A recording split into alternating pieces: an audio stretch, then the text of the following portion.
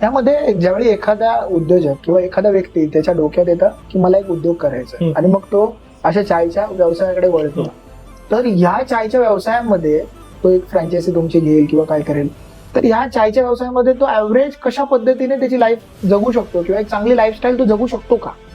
बघा कसं आहे माहितीये, चहाच्या धंद्यामध्ये आता माझी जी दुकान आहेत ना, आपल्याकडे असे पण ब्रँचवाले आहेत जे महिन्याला हार्डली 25-30 हजार रुपये कमवतात. सगळेच लाख 1.5 लाख रुपये कमवतात असे नाहीत.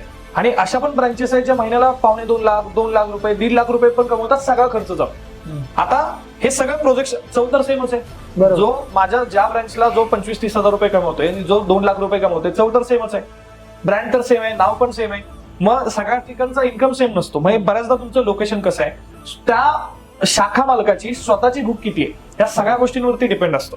तर त्याच्यामुळे लाईफस्टाईल शेवटी तुमच्यावरती. मी तुम्हाला एक साधन दिलंय, मी तुम्हाला एक असं मॉडेल दिलंय की ज्याचा सक्सेस रेट खूप चांगला आहे, पण त्याच्यातून किती पैसा कमवायचा तुमच्यावरती. आता समजा 30 माझी बुक आहे, समजा मीच कोणाची तरी फ्रँचायझी घेतली असते आणि मला जर महिन्याला 5 लाख रुपये कमवायचे, मी पहिलं दुकान टाकलं, मला कळलं की ह्या दुकानात मी 50 हजार कमवतोय, मग माझा पहिला थॉट पाहिजे की जर मला 5 लाख करायचे तर ह्या दुकानात ऍटलीस्ट मला इन्कम वाढवावं लागेल किंवा मला अजून दुकानं चालवावी लागतील.